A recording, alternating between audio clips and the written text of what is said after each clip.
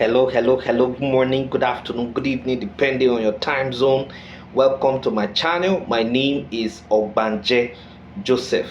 So, today we're going to be talking about, approaches to the study of international organization. And our lecture today is titled Rational Choice Institutionalism as an Approach. Rational Choice Institutionalism, as an approach of international organization. So now, rational choice institutionalism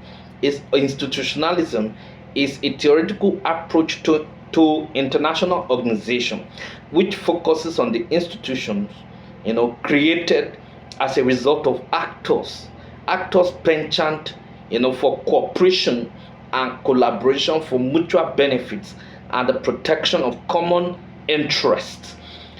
In coordinating the desire of state actors in their, in their quest for benefits arising from collaboration, institutions are established, to bring the desires, to friction. Rational choice institutionalism is therefore a theoretical approach to the study of institutions which presents actors as beneficiaries of institutions. Now, the origin of the approach is traceable to the study of congressional behavior in the US of the late 1970s. Now, the approach borrows largely from the analysis of classical economist theories, to investigate and explicate the process through which institutions are created and how the political actors, that is decision makers, that operate within these institutions behave and subsequently present the outcome of strategic interaction among the political actors. Now, arguably, the interpretation of the interactions is usually complex because of the constraints imposed by the rules within the institutional environment and the motivation, and the motivating influences of the actors. In effect, institutions create the rules that determine the decision-making process.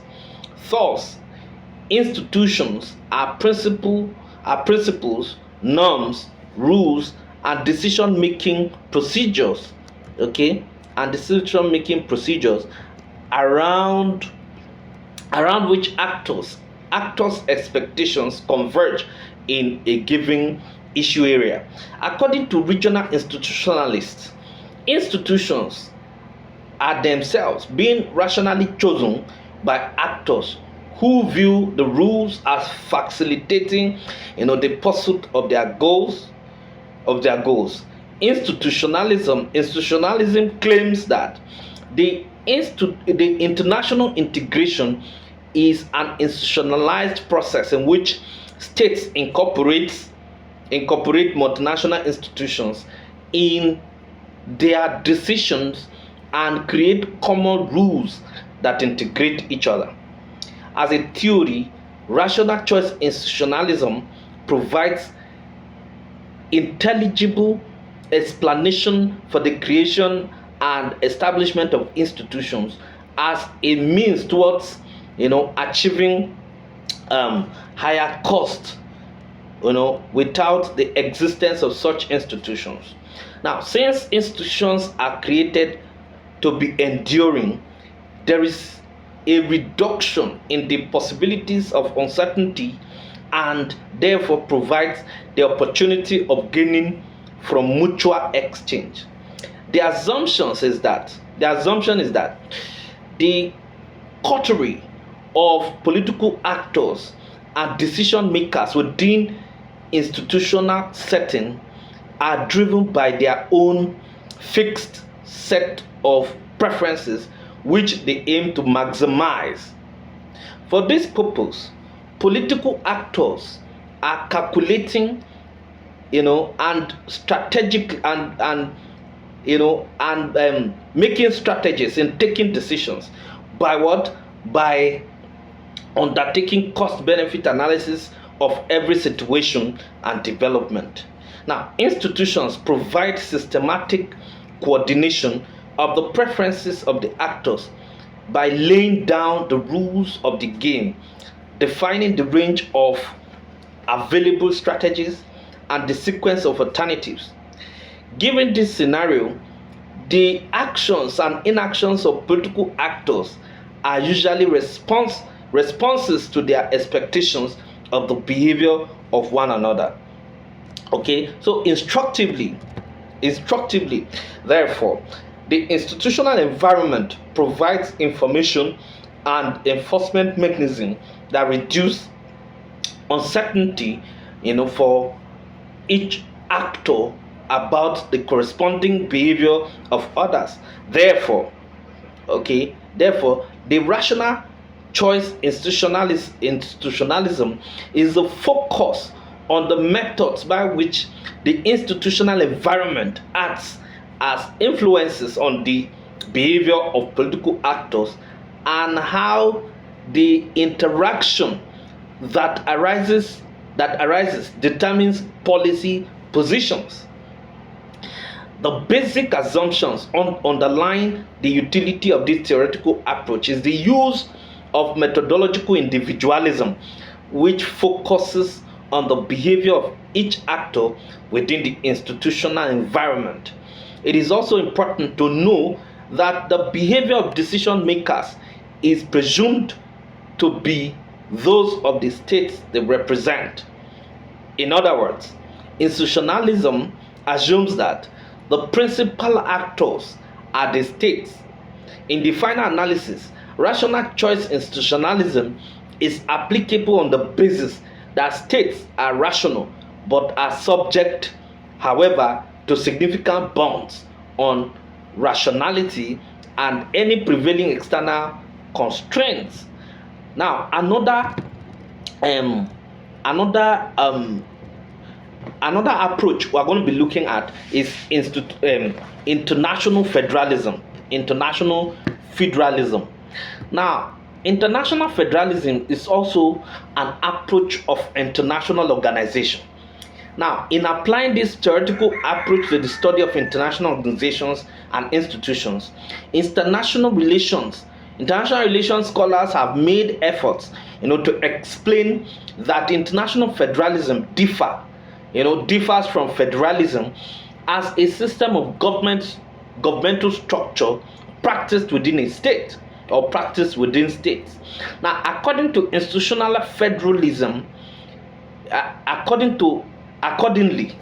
institutional federalism is explained thus: federalism on a global level as a system based on the principle of subsidiarity, in which policy responsibilities shared between different levels of decision makers in global institutions to ensure a collective effort for common concern of peace, security, and development, while representing and retaining the legitimate sovereign status of nation states. Now, international federalism is one voluntary decisions by sovereign states to integrate. Now, in the quest to create and establish cooperative relations aimed at achieving mutual development, security and fostering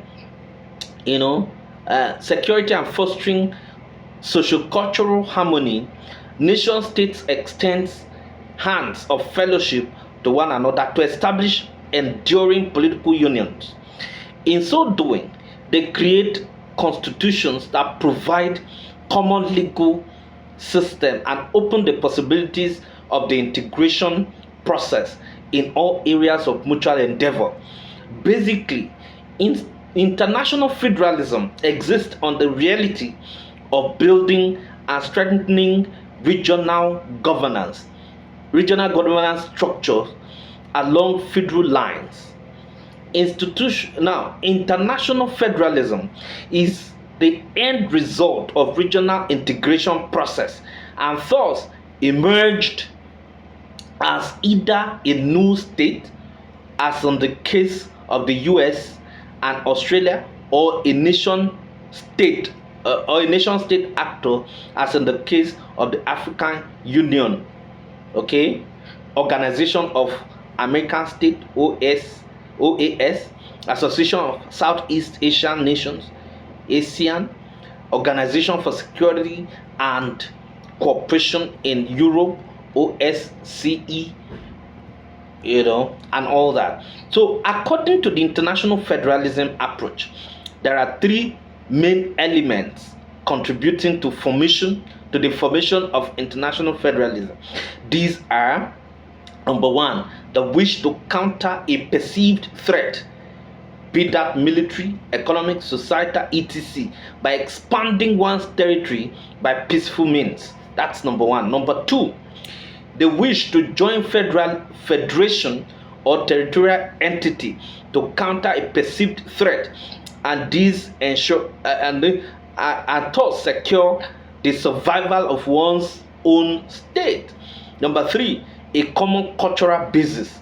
Now, finally, the basic assumption of the international federalism approach are: number one, integration is an attempt to create a stronger unit that the individual member states before the integration. That's number one. Number two, interest drive the process, not ideology. Number three, an external kick, that is threat or crisis, may be necessary to ignite a higher stage of integration.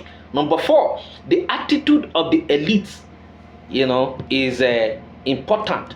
Number five, the participating states are democratic. Thank you very much.